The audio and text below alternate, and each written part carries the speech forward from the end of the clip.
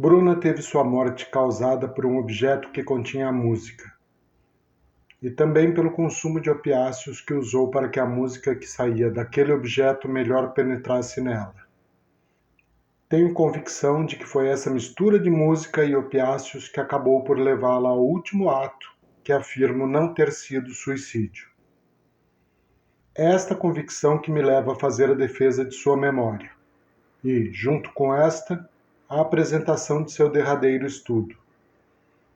Muitos que a conheceram dizem que os opiáceos a levaram à depressão e a depressão ao suicídio, afirmações que contesto veementemente. Não porque não tivesse alguma propensão a ficar deprimida, não mais que a maioria das pessoas que perderam alguém que amaram. Ocorre que, conquanto sentisse profundamente a falta dos pais, mortos em tragédia prematura, quando ela ainda era suficientemente jovem para desconhecer a verdadeira extensão do profundo amor que eles lhe devotavam, Bruna se entregava com grande paixão à música e à literatura. E aquele que vive alguma grande paixão, nela encontra o conforto que se sobrepõe à angústia inerente ao viver. Mas, antes de entrar nestes assuntos relacionados à morte de Bruna, permito-me abusar um tanto da paciência daqueles a quem me dirijo e contar um pouco do que sei sobre ela e sua curta e trágica vida. Eu fui o advogado dos pais de Bruna, e mais que isso, eu e minha esposa fomos grandes amigos deles. Por causa disso, encarreguei-me dos trâmites que foram necessários após a morte dos dois. E, até ao final da vida da filha, providenciei os cuidados advocatícios necessários à administração de seu patrimônio. Após a morte de meus amigos, velei por sua filha, por quem tive grande afeição, e tentei protegê-la com carinho quase paternal. Foi sob minha orientação que, por motivo de segurança, Bruna permaneceu morando na Arcologia, embora em outro apartamento que não aquele em que morou com seus pais, mudança que sugeri para deslocá-la do ambiente que continha, em tantas lembranças, grande potencial para torná-la melancólica.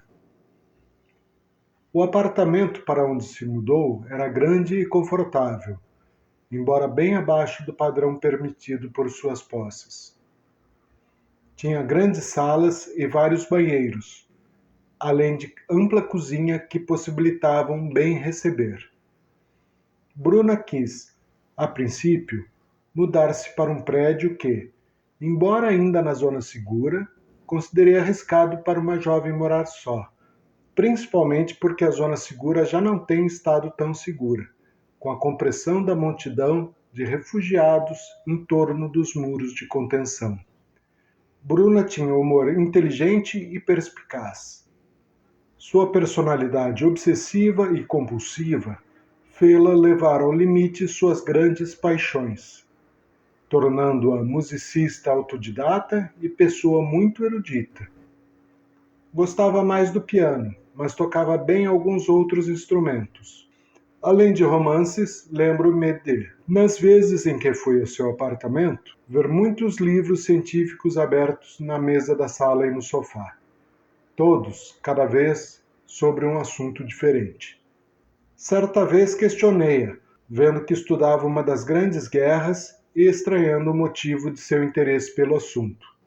Respondeu-me que era nas guerras que, para o bem e para o mal, o homem demonstrava sua verdadeira natureza. Mas, mais que isto, dizia, nas guerras acontecem os momentos máximos que determinam as mudanças no curso imediato da humanidade, embora, no longo prazo, a espécie siga um curso inexorável que a leva à autodestruição, ou, ao menos, à destruição da individualidade, pelo que ela se referia como termitalização da humanidade. Tal termo, termitalização, Bruna criou para se referir à extrema especialização dos indivíduos, de forma que, segundo ela, a se manter o caminho que a humanidade toma, chegaríamos a uma sociedade em que os indivíduos atingiriam tamanho grau de especialização que até a reprodução seria realizada por indivíduos pré-determinados. Este era o tipo de teor de nossas conversas. Perdoe-me, na ânsia por relatar, dou saltos pelo tempo e pelas memórias.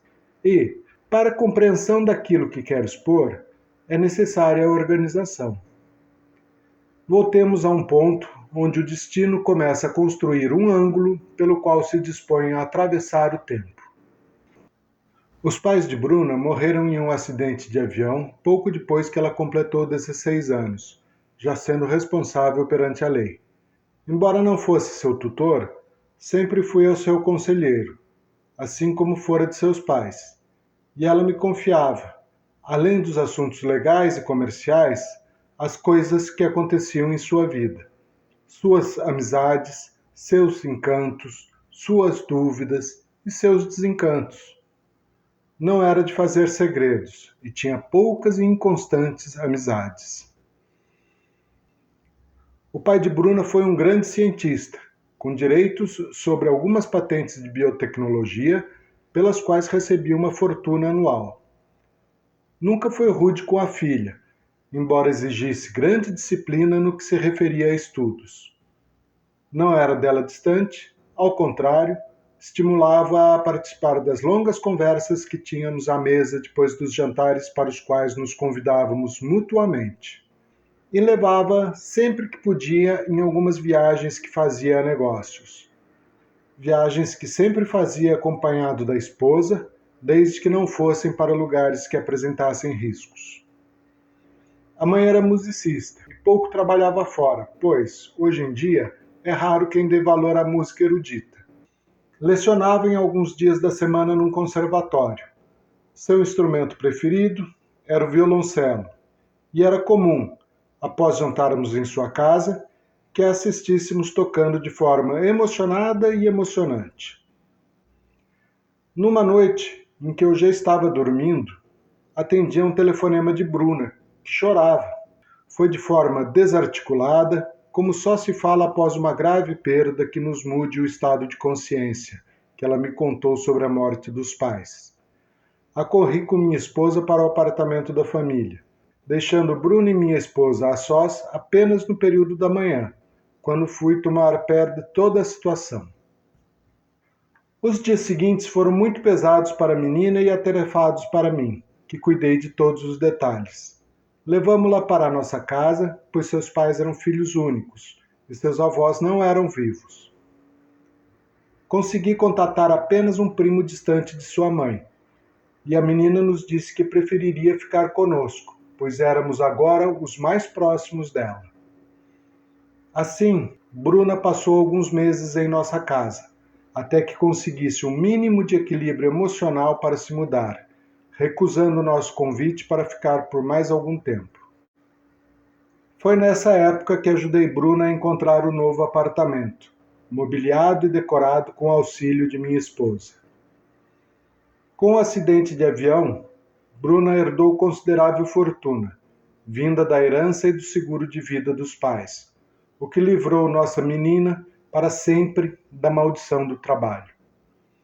Bruna era uma jovem muito inteligente, culta e sensível, e muito nos afeiçoamos, eu e minha esposa, a ela.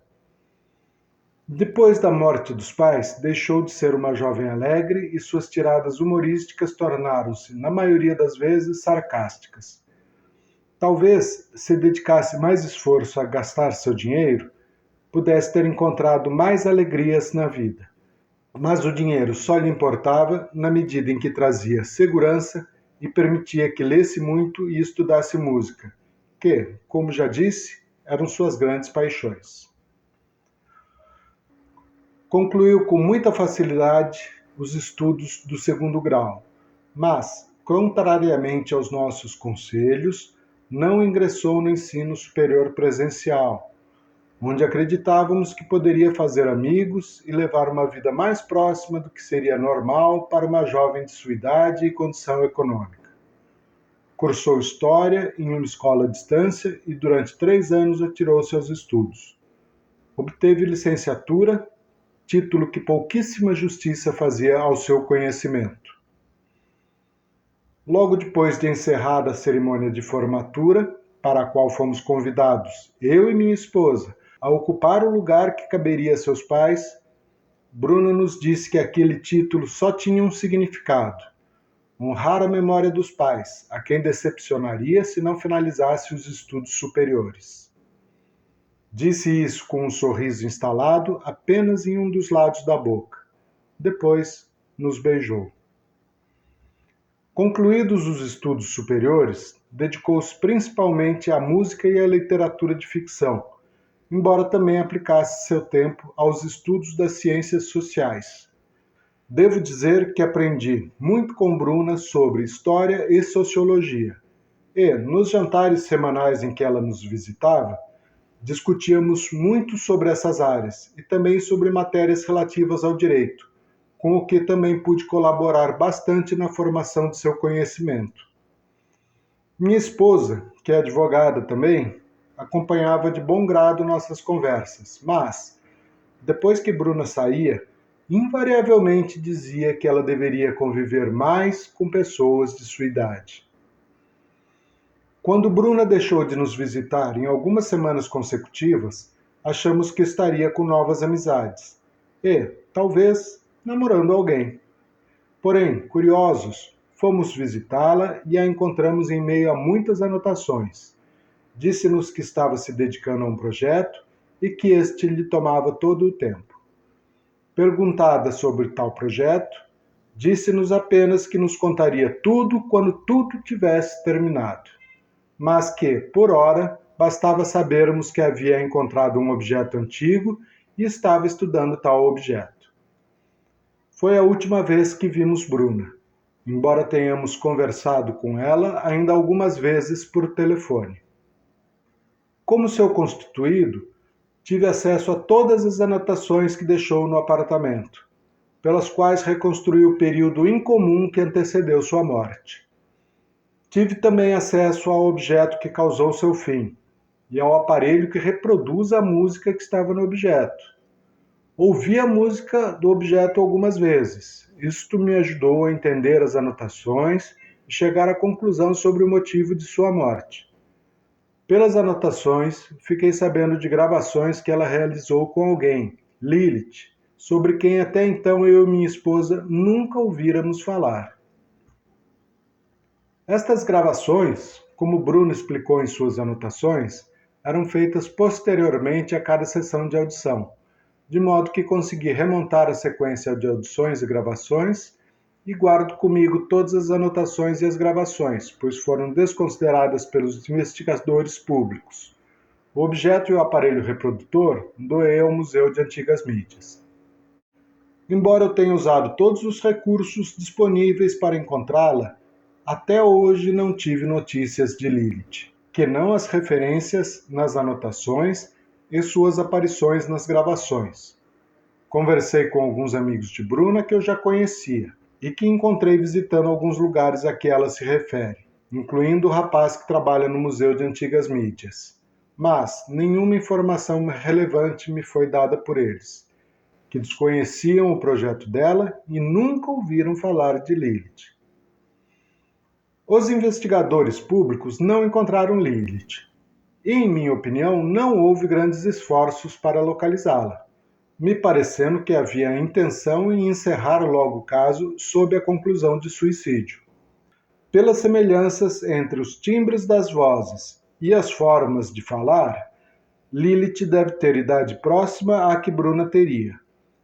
Infiro que talvez seja um pouco mais velha que Bruna, porque há uma inflexão em sua voz que conota alguma ascendência, além de uma passagem nas conversas em que Bruna disse sentir-se protegida na companhia de Lilith. Mesmo havendo similaridade entre as vozes das duas, foi fácil estabelecer autorias das falas nas gravações. Não só pelo contexto, mas também porque a voz de Bruna soava um tanto melosa, provavelmente pelo uso dos opiáceos, enquanto parecia haver uma certa autoridade na voz de Lilith, que de certa forma dirigia as entrevistas. O material que vem a seguir foi fielmente reproduzido do diário de Bruna e das anotações que ela fez em um caderno, e das gravações, embora haja alguns trechos que não estão plenamente audíveis ou compreensíveis. Contudo, poucas são as anotações do diário que estão aqui. A grande maioria é de um período anterior ao que interessa, outras não estavam compreensíveis. O material que Bruno escreveu como resultado das audições estava todo em um caderno de anotações, de forma que a sequência das histórias escritas a partir de suas audições está intacta. Estudei exaustivamente suas anotações e as gravações, e vi sincronia entre o que estava no diário e o trabalho que ela realizou, onde tentou decifrar, por assim dizer, o conteúdo da música. Baseei nestas anotações do caderno e nas gravações, e na sincronia entre elas e o diário, minha interpretação daquilo que aconteceu no período em que a Bruna as escreveu, e que foi imediatamente anterior à sua morte. Esta interpretação me veio quando tentava entender os motivos que levariam alguém tão jovem a interromper sua vida. E o que de fato eu fazia para encontrar algum sentido no ato de Bruna era ouvir em minha casa o conteúdo do objeto musical que ela escutou de forma obsessiva em seus últimos dias. Essa busca por entender o que aconteceu me fez estudar suas anotações e desenvolver a tese que aqui apresento, pela qual afirmo que sua morte não foi suicídio.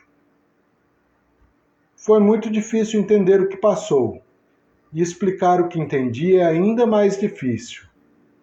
Por isso, para que compreendam e aceitem minha teoria, é imprescindível que a conheçam apenas após saberem do conteúdo das anotações e das gravações feitas pela menina que tanta falta agora me faz, e de quem, só após sua morte, pude conhecer a amplitude da sensibilidade. Esta é a razão pela qual exponho apenas no final. Por inverossímil que minha tese se apresente, e mesmo que por vezes ainda me assaltem algumas dúvidas, tenho no íntimo uma certeza. Bruna construiu o primeiro degrau da escadaria que a levou à morte quando encontrou aquele objeto que contém música.